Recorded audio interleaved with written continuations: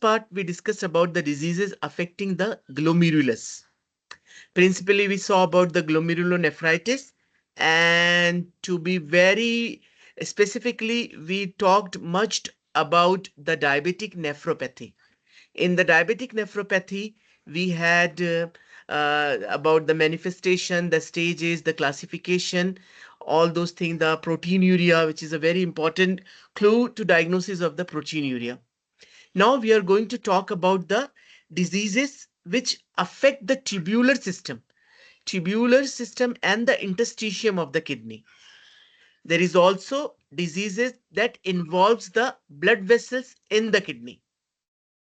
There is also one another disease which is very common, and one of the commonest cause of the renal failure is the cystic diseases of the kidney. Okay, and the important part of the lecture over here is the obstructive uropathy. Okay, the involvement of the kidney due to the obstruction of the urine flow.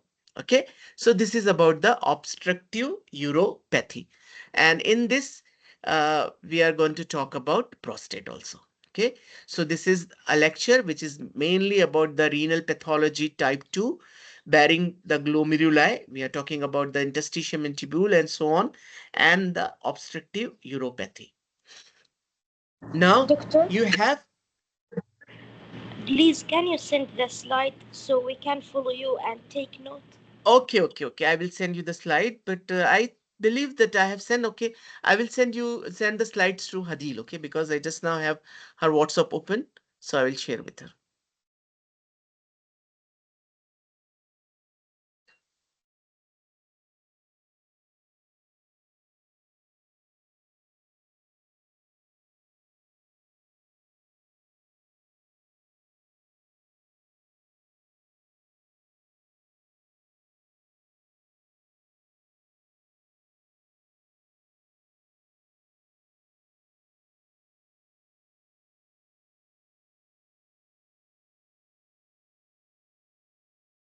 Okay, so I shared the lecture. Hopefully, you will receive it. So before going to the kidney proper, as we saw in the last lecture, we saw about the manifestation of the involvement of the kidney. Here also we'll see the symptoms of the lower urinary tract symptoms, LUTS or LUTS. Okay, so what are these LUTS symptoms? You will go might have got these symptoms in detail in the lecture provided by Dr. Madraje, but this is a brief symptoms which will make you think that your patient, the involvement of the lower urinary tract is, see, maybe in your patient. Okay, so what is this? Dysuria, or difficulty passing urine, or pain while uh, passing urine. Okay, so you have dysuria. Then you have frequency of micturition. The patient, so that I am going repeatedly to the washroom to pass the urine. Incontinence of the urine. What does it means by the incontinence of the urine? There is no control of the urine. The patient will say that my urine dribbles. Okay, or I have no control on the urine control anytime I pass the urine. Then poor urinary stream. The stream is very weak. There is also hematuria and the pain in the lower abdomen, especially in cases of the cystitis, or pain in the renal colic, as you have from the loin, the pain coming to the groin, which is renal colic, or in cases of urosepsis, or pain in the costovertebral triangle. And you believe that the primary diseases of the lower tract, suppose someone has having the problem in the bladder, that can cause secondary or involvement of the kidney leading to the secondary renal failure by obstructing or impairment of the urine flow. So vice versa, when there is a very advanced glomerular diseases, you might see the involvement of the tubular interstitium. Same cases when there is an obstruction is very advanced, it is like maybe unilateral. If unilateral, one kidney will involve. If the bilateral, both, or the obstruction at the level of your bladder or below the bladder, you might see the involvement of both the kidneys. Okay,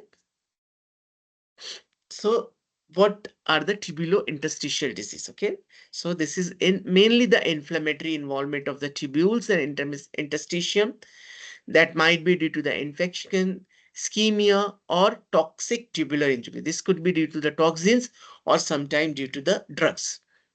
Then there is one of the very important aspect of the tubulointerstitial disease is the pyelonephritis. That could be acute or chronic.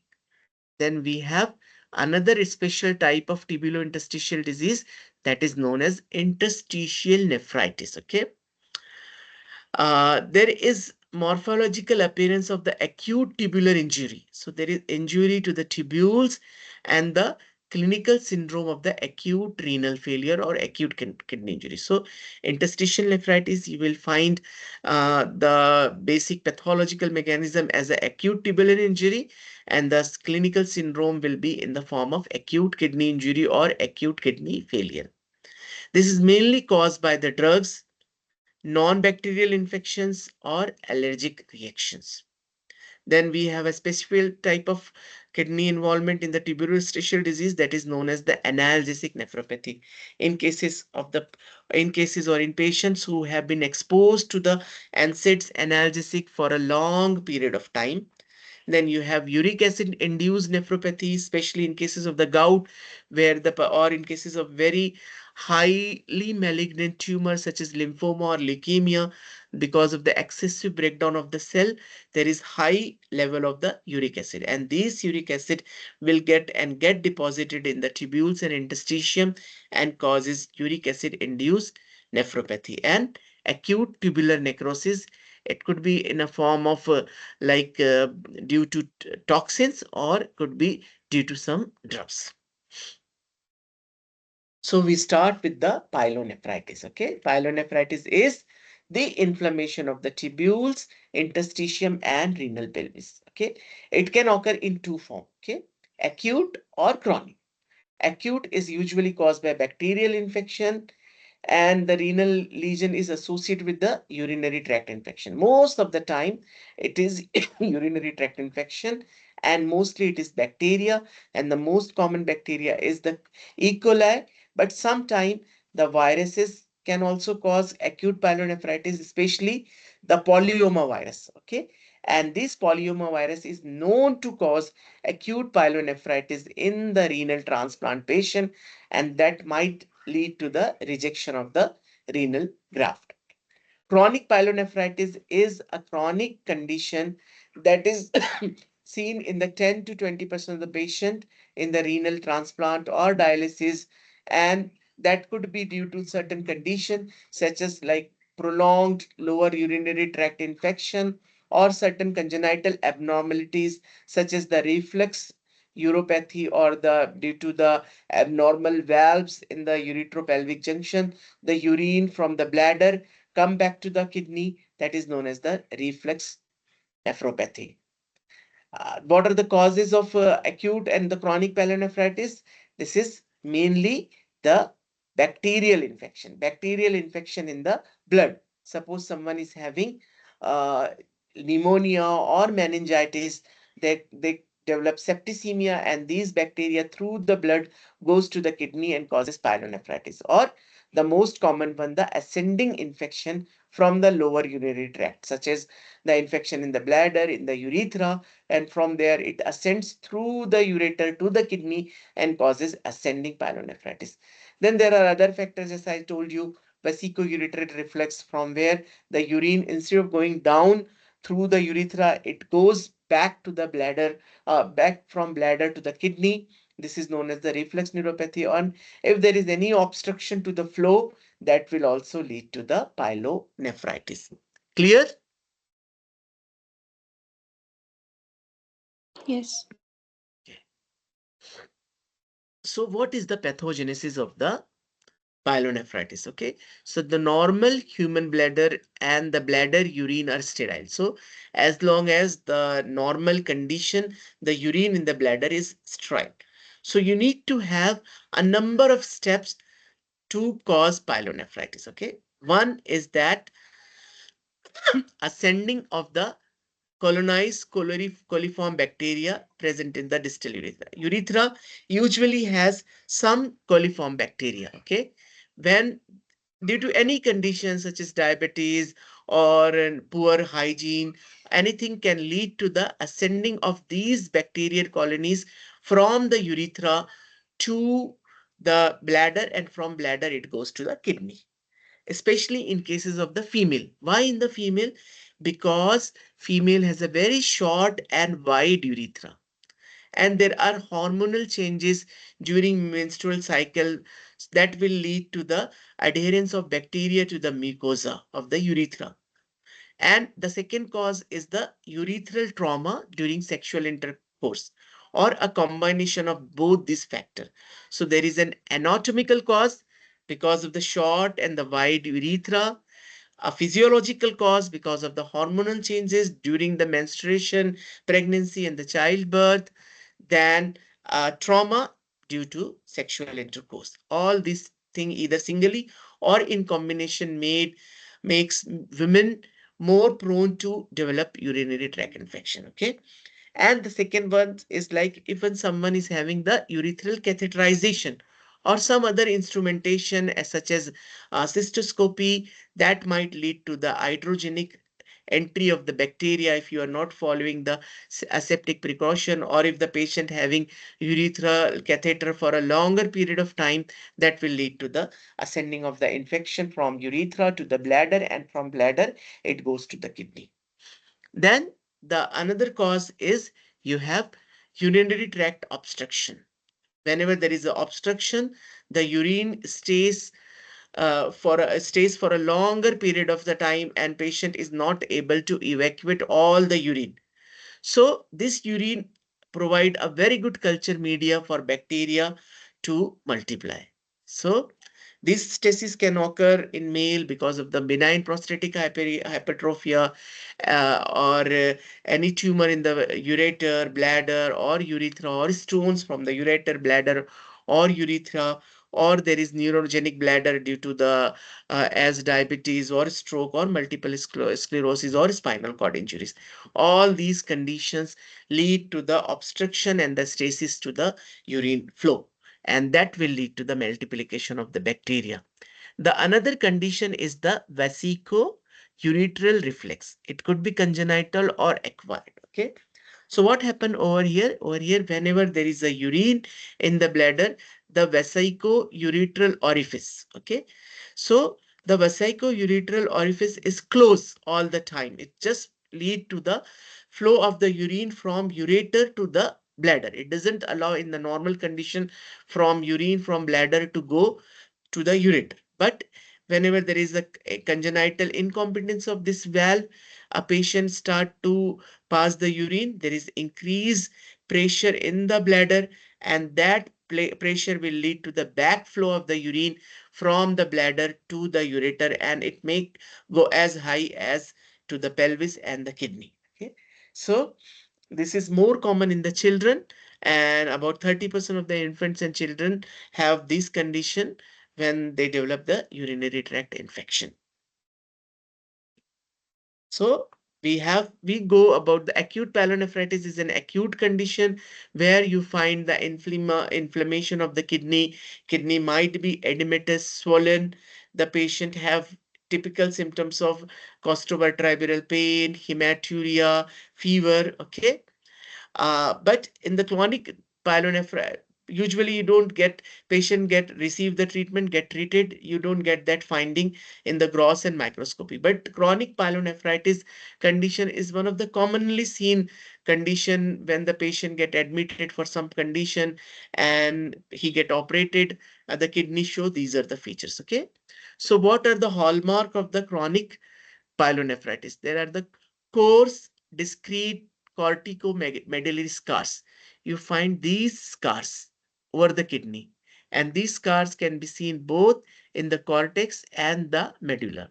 These are the coarse, means like they are not fine, they are granular, they are discrete, maybe lower pole, maybe in the upper pole, or maybe throughout the kidney. And you will also see the blunting or the flattening of the papilla. So gross finding of the Mention two gross finding of chronic pyelonephritis. So you have the coarse corticomedullary scar, deformed chlysis, and the flattening of the papilla. These are the, or you just, if you don't write this, don't remember on this thing, coarse, discrete, just write the scarring of the kidney, deformation of the chlysis, and flattening of the papilla. These are the three important gross feature of the this thing.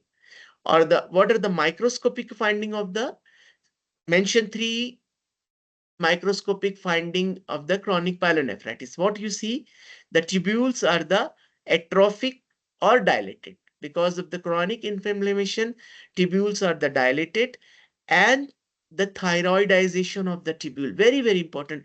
Sometimes you see in the microscopy, you don't find any normal kidney structure.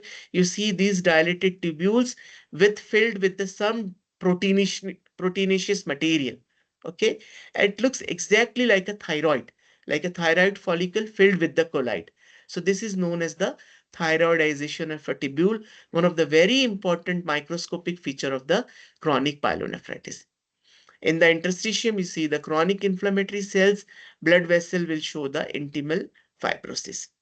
Sometimes you might see with the help of the scars whether it is due to the obstruction or due to the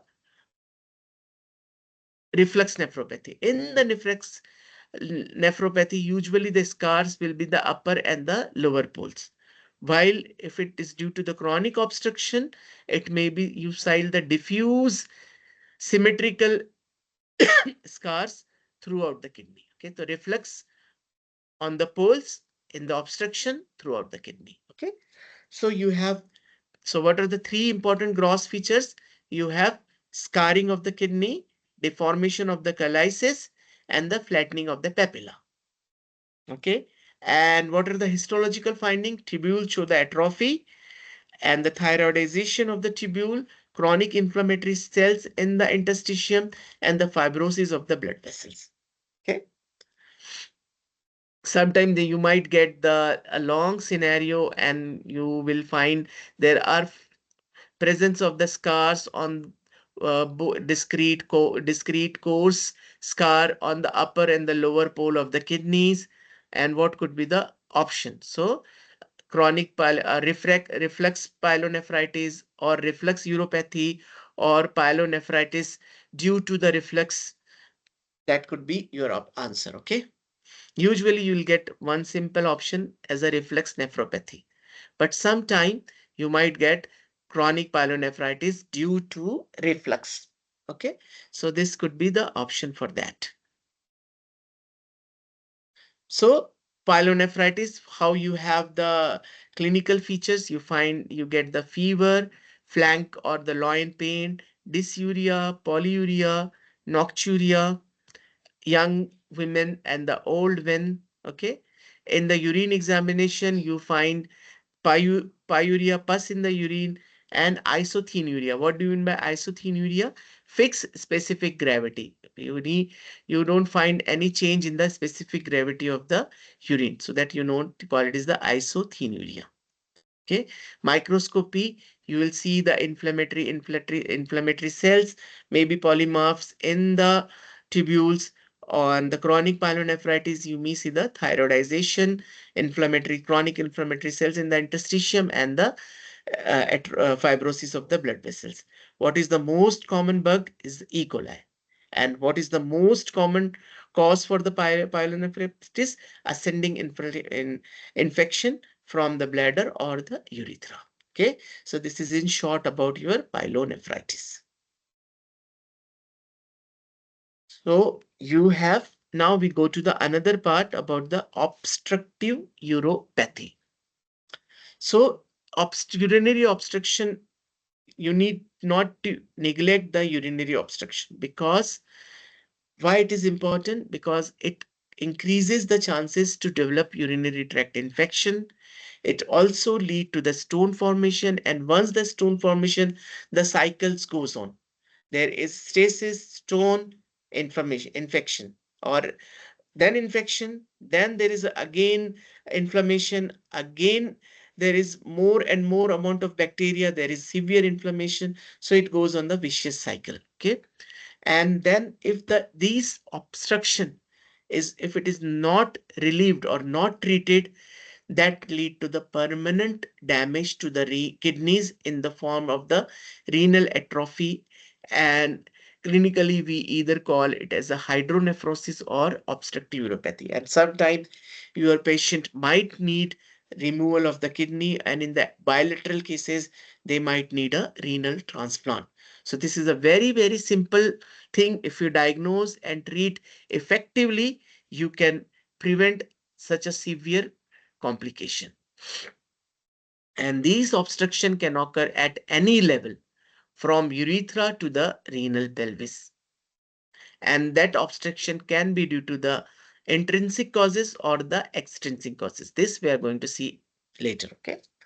So what are the common causes are congenital anomalies such as posterior urethral wall, urethral structure, okay, or uretropelvic junction incompetence, or vesicoureteral reflex. Then you have the urinary calculi, or the stones in anywhere from the kidney to the ureter to the bladder to the urethra. Benign prostatic hyperplasia, one of the common cause in the men. Tumors like carcinoma of the prostate, carcinoma of the bladder, carcinoma of the cervix or the uterus, that is the extrinsic cause that might lead to the obstruction of the urine flow due to the involvement of the ureter or bladder or urethra due to metastasis. Inflammation of the prostate, ureter or the urethra. Pregnancy is also another cause, for extrinsic cause for the obstruction. Then you have the functional disorders such as the neurogenic bladder in cases of the stroke, spinal cord damage, diabetes, or multiple sclerosis. So you have this, you have where you can see the obstruction. From the pelvis, you have the calculi, tumors, uretropelvic strictures. In the ureter, intrinsic causes calculi, tumor, clots, or sometimes there is, if there is a papillary necrosis, that necrotic material comes and obstruct. This is called sloughed papilla, or the inflammation of the ureter. Ureter extrinsic causes anything which lead to the enlargement of the uterus, either due to the pregnancy, due to the fibroid, or due to the tumor of the cervix.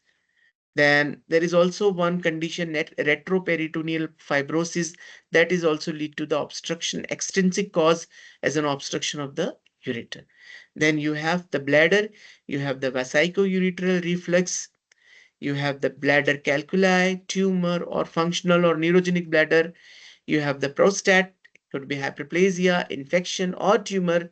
Urethra, you have the posterior urethral valve, a stricture due to any previous infection or catheterization, tumors, or sometimes the stone, small stone coming and lodging over here and causing obstruction. How BPH causes obstruction to the urine flow? Because the prostate closely surrounds the urethra. Okay, and when that it get enlarged, it causes obstruction of the urethra, and that in that way it will lead to the obstruction, urinary tract infection, cystitis, and in a advanced condition it lead to the hydronephrosis, and that is bilateral. So the pathophysiology or hallmark of the obstructive uropathy is the hydronephrosis. What is hydronephrosis? It is dilatation of the renal pelvis and calycel due to back pressure associated with progressive atrophy of the renal parenchyma. So whenever there is obstruction to the flow, it causes a pressure to build up. This pressure initially will lead to the dilatation of the pelvis, then there is dilatation of the major crisis, then the minor crisis. If the obstruction is not relieved, that will keep on, the pelvic glycel system will keep on growing. So that will lead to the progressive atrophy of the renal parenchyma. So the affected crisis and pelvis become more dilated because of the continuation filtration that is occurring in the kidney. and there is obstruction. So there is no way to urine to go out, but the urine is continuously forming. So that will lead to the urine will start accumulated in the renal and the pelvic lysal system. So this lead to the high pressure in the pelvis, which transmitted back through the collecting ducts into the cortex, and that causes renal atrophy. And why this renal atrophy occurs? That renal atrophy occurs because of the decreased blood flow to the medulla, and this lead to the defective tubular concentrating function. So you, at that stage, that will you will kidney will have various abnormalities. Once this develop, that will lead to the like accumulation of the inflammatory cells, and that will also in the advanced cases can lead to the interstitial fibrosis, and in this condition will lead to the increased urinary tract, especially the pyelonephritis infection of the kidney and the stone formation in the pelvic lysal system. So this is the pathophysiology. The main agent or main cornerstone of the pathophysiology is the obstruction and backflow pressure, and that will lead to the dilatation. That dilatation will cause pressure on the blood vessel. These blood vessel will lead to ischemia and the pressure atrophy, and along with comes inflammation, infection, stone formation, and sepsis. So see, if you see this, you don't have any history, you will not identify this as a kidney. You just say it is a cystic structure. Someone who is very much experienced, they might identify it as a kidney because of this of the some remnant of the cortex. So this is how kidney will become totally dilated and total function is lost. Patient will develop chronic renal failure to the end stage renal disease. They require dialysis and the transplant. This is another where you see that there is a lot of infection and inflammation, fibrosis, and some cortex is still there. So the renal, some the kidney is functioning, and the patient will have maybe chronic kidney disease stage 3 or 4, but not the stage end stage renal disease. So you have, what are the clinical feature? Unilateral or complete or partial hydronephrosis may remain silent for the longer periods because you have another kidney which maintain the renal function. But when the person develop here pyelonephritis or stone or something else, that time patient will have sign and symptoms of the pain, fever, and with the ultrasound and CT, he might get diagnosed unilateral. Okay. What are the symptoms? Polyuria and nocturia, especially in cases of the bilateral partial obstruction, because the urinary is not able to concentrate the urine properly. So water will not get absorbed, reabsorbed actually in the collecting ducts. Okay. And that will lead to the more amount of the urine formation, and patient will have polyuria and the nocturia. There is a stasis of the urine in the renal pelvic lysal system. There is infection, and that will lead to the secondary renal stone formation. This infection will lead to the development of the chronic pyelonephritis, and you will find the scarring, atrophy of the papilla and medulla because of the chronic tubulointerstitial nephritis or chronic pyelonephritis. Now we go to the another part. This is all about the hydronephrosis or obstructive uropathy. This also you will find the slides and the more pictures in the practical slide also. Now we go to the renal stones. Okay, this is renal stones can form at any level. Okay, but they are most common in the kidney. They affect men more common than the women. Okay, the most common age group is between 20 to 30 years of age group. There are four types of the renal stone depending upon their chemical constitution or chemical composition. The most common one are the calcium stone. About 70% are the calcium stone, and they are formed either calcium oxalate or calcium oxalate mixed with calcium phosphate. The second most common is the Triple stone or steroid stone, another name is staghorn calculus. And this is due to the formation of the magnesium ammonium phosphate. That's why it is known as the triple steroid or staghorn calculus. The third common one is the 5 to 10% is the uric acid stone. This is in cases of the hyperuricemia, either in the gout or in cases of malignancy or chemotherapy. And the least common are the cysteine stone. This is made of the cysteine amino acid. Okay, so 1 to 2%. These are the four types of the renal stone. So if they ask, mention three types of the renal stone: calcium, triple stone, uric acid, or cysteine.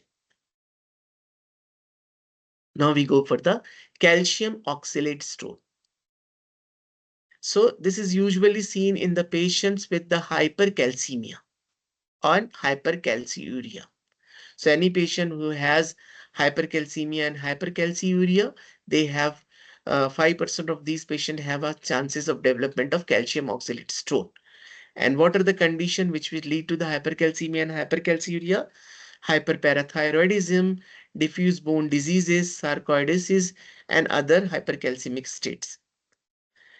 About 55% of the patient will have hypercalciuria, increased amount of calcium in the urine, but the calcium level in the blood remain normal. So there is no hypercalcemia. And this is caused by several factors. Hyperabsorption of the calcium from the intestine. Okay, if there is more amount of calcium getting absorbed from the intestine, is known as the absorptive hypercalciuria. Renal tubular impairment for the calcium reabsorption. So calcium is not getting reabsorbed from the tubules. So this is renal hypercalciuria, or sometimes idiopathic fasting hypercalciuria with normal calcium level. Okay, so these are the some condition where you get the hypercalciuria without hypercalcemia. The second one is the magnesium ammonium phosphate stone.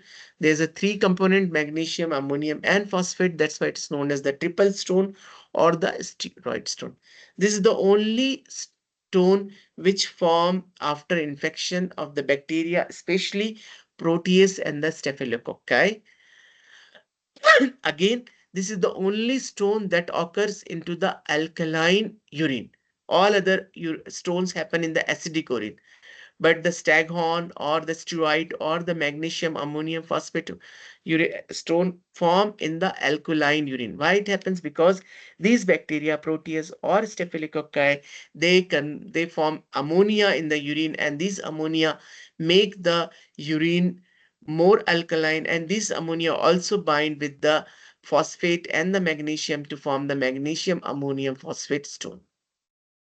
And this stone also will be very large. Sometimes they will be so large, they will take the shape of the renal pelvic calyceal system. They will take a shape like the major calyces and the minor calyces, looking like the horn or corn of a ghazal. The male ghazal is known as stag, and its horn, you like corn of the stone, like you like it's look like the stag horn. This picture you might see in the practical, or maybe I have in the next slide. The third one is the uric acid stone. It is common with the individual who have the hyperuricemia, such as gout, or the rapid cell turnover, such as leukemia and the leukemia. Okay, sometimes patient may not have hyperuricemia or nor excretion of the urine, but they might have the uric acid stone. And this is the only stone which is radiolucent. What do you mean by radiolucent? That you cannot diagnose with the X-ray. You cannot see this on the radiograph. So that's why this is the radiolucent stone. So the only stone which is seen in the alkaline urine, this is magnesium ammonium phosphate triple stone, or the steroid, or the uh, staghorn calculi, or the only stone which is radiolucent is uric acid. Okay, and cysteine due to the defect in the renal absorption of the cysteine. So this is calcium oxalate. This is like the calculus is formed. It can take any shape, okay, with the fine speckles or this. Sometimes they may be uniform, large stone with the very fine speckles. Sometimes they are big, rough speckles. And the urine, you will find this kind of the crystals. like envelope or square shape crystals. So this is calcium oxalate. Sometime in the biopsy also you might see deposition of the calcium oxalate in the tubules. Okay, so calcium oxalate stain can occur two forms. One, small round ball with the minor speckles, or rough with the rough speckles. Okay, the second one is the struoid or the triple or the magnesium ammonium or the staghorn calculi. Okay, so this pathogenesis is very important. Urea is present in the urine. With the help of the urea splitting, especially protease or the staphylococci, may convert urea to the ammonia, and the ammonia will make the urine alkaline, and these alkalinity in the urine will lead to the precipitation of the magnesium, ammonium and the phosphate salt, and that will lead to the formation of the staghorn or steroid or the triple stone. And this stone also causes irritation of the renal papil or pelvis epithelium, and that will lead to the development of the squamous metaplasia, or that also can cause squamous cell carcinoma. So the squamous cell carcinoma is most commonly associated with these stone. Okay, squamous metaplasia or the squamous cell carcinoma is most common with this stone. So this is like, as I told you, the horn of a stag. Okay, the ghazal, male ghazal horn. So take the shape of the pelvis, shape of the major and the minor clysis. Okay, this is how they look like. They are mainly lodged in the renal medulla and the papilla. They cause chronic scarring of the epithelium, squamous metaplasia, and the carcinoma. And their crystals in the urine will be elongated like a rectangular shape. Clinical features of the stone: small stone usually passes into the ureter and causes a very severe pain that is known as the ureteric colic, and sometimes they might lead to the ureteral obstruction. Larger stones, they cannot enter the ureter, they remain silent within the renal pelvis, manifest themselves by hematuria, sometimes with the pyelonephritis, fever. Okay, then they also lead to the superimposed infection, and that can also, this infection could be because of the trauma or because of the obstructive nature of the stone. So there causes, main phenomena of the renal stone is the pain, the second common is the hematuria, and the third one is the infection. Now we go to the acute interstitial nephritis. It could be due to the drugs, analgesic, antibiotics, especially the methicillin, and that cause type 1 hypersensitivity reaction, may be allergic to the some drugs, methicillin, some chemotherapeutic agents. This also can be due to the long-term use of the NSAIDs, especially the diclofenac or ibuprofen. Okay, they have a latent period which does not show any sign and symptoms, and then they manifest with the fever, rash, eosinophilia, renal abnormalities. They also have hematuria, proteinuria, leukocyturia or the pyuria, and the treatment is withdrawal of the drug causing this fissure. Okay, so you withdraw the drug, most of the patient will resolve. Sometimes they might need steroid or some other immunosuppressant agents. Okay, so this is acute interstitial nephritis. Now we go to the analgesic nephropathy. Okay, excessive intake of analgesic mixtures. Okay, most commonly it happens when you take the mixtures of the analgesic. Sometimes the combination of ibuprofen, diclofenac, combination of paracetamol, diclofenac, any combination for taking for a longer period of a time, that will lead to the analgesic nephropathy. Or analgesic nephropathy is characterized by the papillary necrosis and chronic tubulointerstitial nephritis. It is more common in women. Why it is more common in women? First thing is during their reproductive period, they, most of the women suffer from the dysmenorrhea, and they sometimes it become very severe. So they take a large amount of the analgesic. In the older age group, they have developed like various type of osteoarthritis, osteoporosis. So they take a large amount of analgesic. So it is slightly more common in the women. And a very rare complication of analgesic nephropathy is the transitional papillary carcinoma of the renal pelvis. Okay, the squamous cell carcinoma of the renal pelvis is mainly due to the Staghorn calculus. Transitional papillary carcinoma of the renal pelvis is mainly due to analgesic nephropathy. So we have the vascular diseases of the kidney. What are these vascular diseases? You have nephrosclerosis, like arterionephrosclerosis is the term, and that could be due to the benign hypertension. What do you mean by benign hypertension? You have read this in your CRF. When the blood pressure is systolic is not going more than 200, and the diastolic is not going more than 100. Okay, so if this is in this condition for a long period of time, a person is suffering from hypertension, not taking treatment properly. So these hypertension is involve the small arterioles. Okay, that will lead to the narrowing of the lumen of the arterioles, that is lead to the decreased blood flow, and that lead to the ischemia. And all the structure of the kidney will show the ischemic atrophy, like means the glomeruli, the tubules, the interstitium, all will show the tubular ischemic atrophy. In advanced cases of the benign hypertension or nephrosclerosis, you will get arterionephrosclerosis. The glomerular tufts may become sclerosed, and diffuse tubular atrophy, interstitial fibrosis, and the end stage renal disease.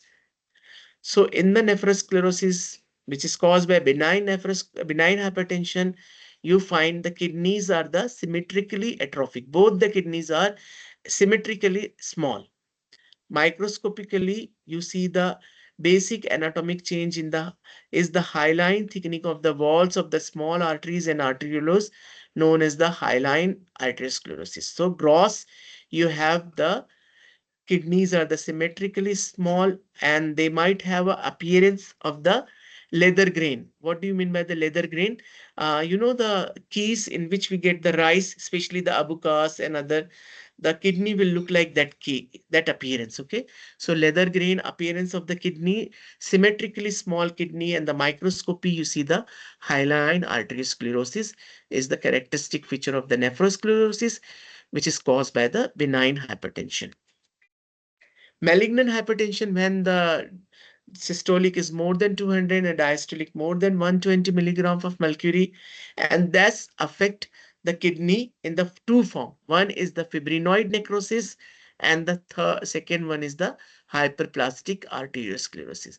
So this is hyaline arteriosclerosis, which is seen in the benign hypertension, where there is a uniform pink color deposition or thickening of the arterial wall with the narrow lumen, while you have hyperplastic arteriosclerosis, which is seen in the malignant hypertension, where you see the onion skin appearance of the arteriole.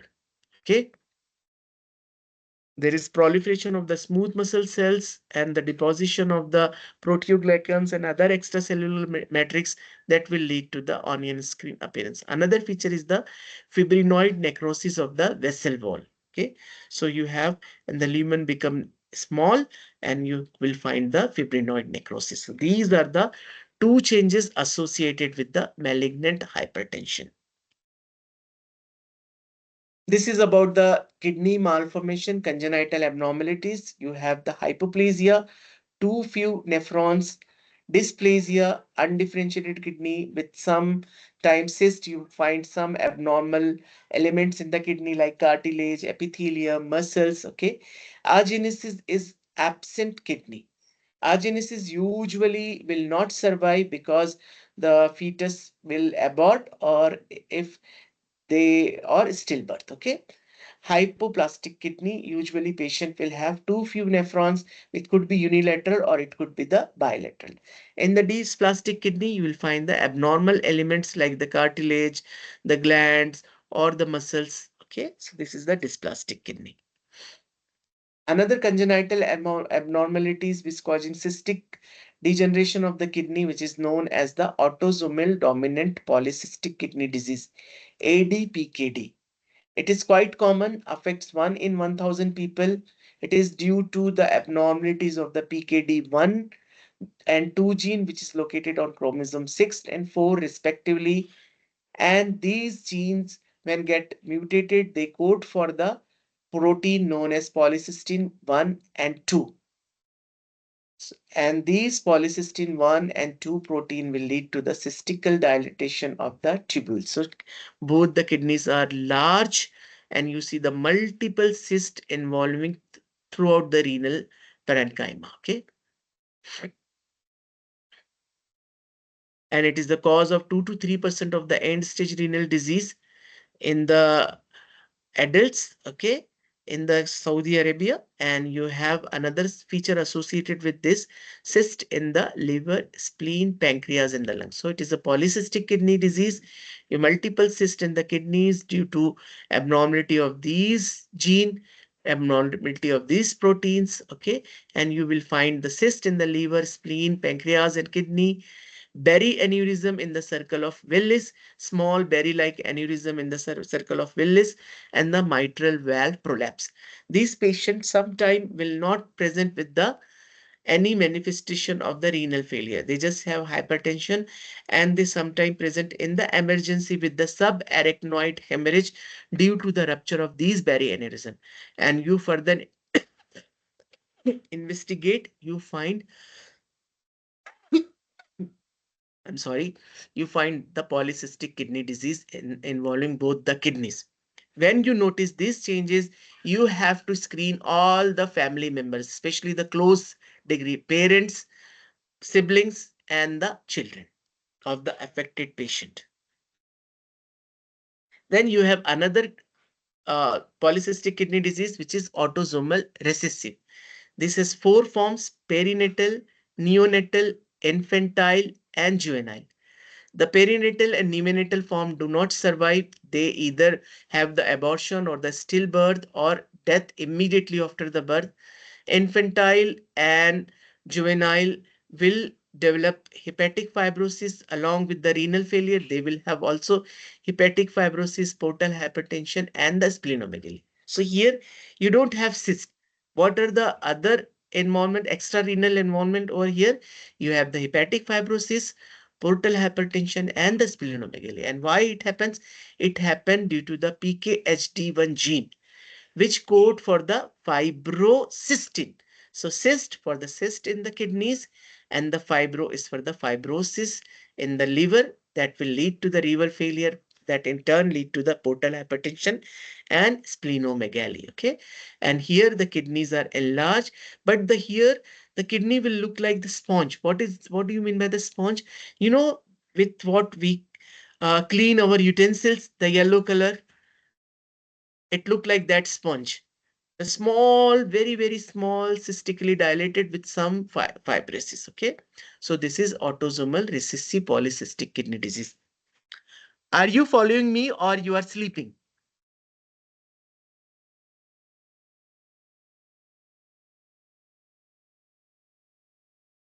Yes, yes, we are with you, doctor. Okay, okay, good, good, good. So you just briefly will find the tumors in the kidney. The most common kidney tumor in the children is known as Wilms tumor. The most common kidney tumor in the adults is known as the clear cell carcinoma or the renal cell carcinoma. Okay. And the most common tumor in the bladder and ureter are the transitional cell carcinoma. This is only important. You might get questions like the which one of the following is the most common tumor in the children, or which of the most common renal tumor in the adult. Okay. Now we go to the benign prostatic hyperplasia. This is also another term is known as the benign prostatic hypertrophy or nodular hyperplasia. Okay. It is usually affect the elderly men. Okay. Just it is very less in the men of the 40 years, is only 20%, but it goes from 70 to 90% by the people who reaches 80 years of the age. Usually affect the transitional zone which is located in the prostate along the prostatic urethra, and patient will present with the obstructive symptoms. What are the symptoms? Are urinary frequency, nocturia, difficulty in starting and stopping the stream of the urine, overflow dribbling, dysuria, painful micturition, and have an increased risk of developing bacterial infection of the bladder and kidney, and sometimes they might have the sudden acute urinary retention which will require emergency catheterization. And BPH is not a precancerous condition. Okay, the BPH will not develop into the prostatic carcinoma. It is characterized by hyperplasia of the prostatic stromal and epithelial cells. So there is opetrauma both in the stroma and the epithelium, resulting in the formation of the large, fairly discrete nodules in the prostatic parenchyma. And this nodule compresses the and narrows the urethral canal to cause partial or sometimes virtually complete obstruction of the urethra. The main pathogenic androgen to cause this hyperplasia is the dihydrotestosterone, which is get converted from testosterone with the help of enzyme type 2,5 alpha reductase in the stromal cells. Okay, this enzyme is almost entirely located in the stromal cells. Epithelial cell of the prostate do not contain type 2,5 alpha reductase. So with the exception of the few basal cells. Okay, so thus the stromal cells are responsible for androgen dependent prostatic growth. So here you have in the stromal cells, you have for type 2,5 alpha reductase, the testosterone is getting converted to DHT. DHT is acting on the nucleus and causing growth factor to secrete, and these growth factor will cause proliferation of both stromal and the hyper epithelial cell. Again, this DHT which is formed in the stromal cells will come and activate the epithelial DNA, and these epithelial DNA will also will produce growth factor, and these growth factor will bind to the growth factor receptor of both stromal and epithelial cells. So this will cause to the hyperplasia of the both stromal and epithelial cells, and this will cause high proliferation of the stromal cell with minimal proliferation of epithelial cell, and there is decrease in the death of the epithelial cells. Okay,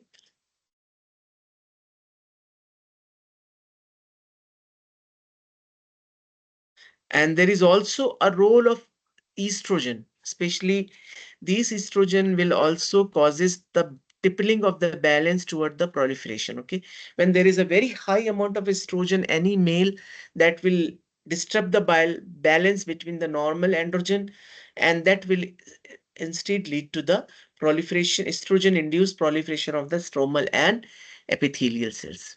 So this is how the gross appearance of the, there is multiple nodules in the prostate, and the microscopy you see the epithelial as well as the stromal hyperplasia. Now we go to the prostatic adenocarcinoma. The most, why we are discussing prostatic adenocarcinoma, because it is the most common form of cancer in the men and the second leading cause of cancer death after the lung cancers. Okay, in the men, risk factor is more than 50 years of age.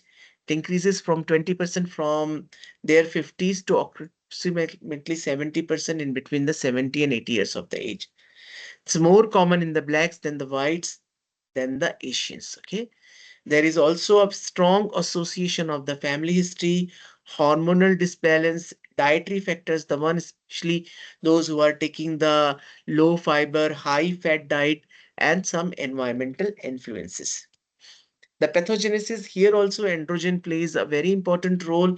These androgen goes and bind to the androgen receptor, and they will produce the pro growth and the pro survival, activate these pro growth and pro survival genes. There is growth factor, and there is increased survival of the tumor cells.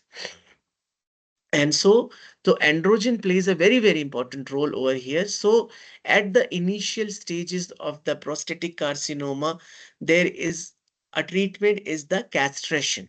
What do you mean by castration? Is removal of the testis in the male. That will limit the proliferation. So there is no androgen. So if the androgen is not there, the tumor will not grow, and it will also not metastasize. If it is a metastasizes, the growth will be very slow and the patient can survive for a longer period of the time. Sometime if the patient is not agreeing to go for the removal of the testis, so you do the chemical castration with the drugs. So you have here also, as we see the colorectal carcinoma, here also you have the adenoma carcinoma sequence. So you have normal epithelium, it develop into the prostatic intraepithelial neoplasia. Then you have the adenocarcinoma, these adenocarcinoma proliferate and the metastasis. So the BPH is usually in the center or the transitional zone, while the carcinoma in the peripheral zone. That's why the carcinoma in the initial stages will not cause the urinary symptoms. When the carcinoma grows significantly larger, involving the larger portion of the prostate, and by the time it comes to the diagnosis is already metastasized to the bone. And the most common site for the metastasis for the prostate is the vertebra and the sacrum. So that's why you need to ask any patient coming the urinary problem, please do ask the history of the back pain. So it direct spread to the surrounding structure. It can also spread through the blood and the lymphatics, and it gives the osteoblastic secondaries. Very, very important cause. If you know which one of the following is the most common cause for the osteoblastic secondaries in the bone, you look for the prostatic adenocarcinoma. The tumor will be grossly yellow, stony, and very firm. Okay, when you can suspect the prostatic carcinoma, when you find an abnormal rectal examination, when you find like the prostate instead of firm nodular, it feel very stony, hard, and irregular. There is also another suspicion. You have the very high level of serum PSA. You might go and get the metastatic deposit in the X-ray or CT, MRI, or you might have the ultrasound of the prostate will show irregular growth in the prostate. Okay, and also it has a very strong family history, and you have a very good grading system. This is known as the Gleason grading system, and this is a very unique and very important because it gives to the prognosis and the treatment option for the tumor. Usually when the Gleason score is less than 6, you go for the chemical or the surgical castration, if it is the or the removal of the prostate. If it is more than 6, you just have left with the chemotherapy. So the most powerful prognostic indicator before surgery is the Gleason system, but after surgery it is the PSA. So we are talking a lot about PSA. What is the PSA? PSA is the prostate specific antigen. Okay, it's the most important test used in the diagnosis and management of the prostate cancer.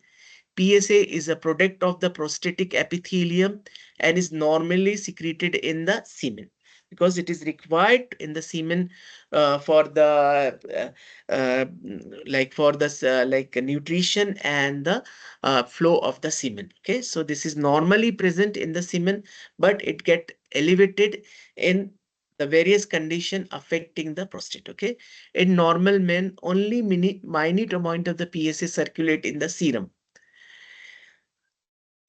Elevated prostate level can be seen in the localized and the advanced cancer.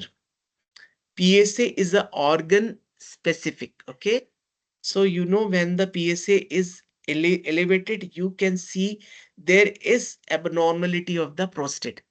But you cannot say surely that this is due to the prostatic cancer because high level of serum PSA can be seen in the benign prostatic hyperplasia, prostatic prostatitis, and after the digital rectal examination. So you always do the PSA test before the rectal examination. If you have done the rectal examination, you will ask your patient to wait for a 1 week and then give the sample. Okay. Immediately after rectal examination, the PSA level increases. So you will not ask your patient to go and give the sample. So always do the sampling before the digital rectal examination. So there are non-malignant condition can also lead to the increase in the PSA. So that's why it is not the cancer specific. But when the PSA is raise, it is definitely coming from the prostate. Okay. So you have cutoff value is less than 4 nanogram. Okay. If it is less than 4 nanogram, means your patient does not have any. 4 to 10 is a gray zone where you can have cancer as well as other condition like BPH, prostatitis, or instrumentation, or prolonged cycling, or ejaculation. Anything can cause this. If it is more than 10, there is strong indication that you might be dealing with the prostatic carcinoma. But there are some cases where you have a very high level of prostate PSA, but you find either there is prostatitis or BPH. So this is our lecture for the renal pathology too. So this is our references, and if you have anything, any doubts, please contact me. Okay.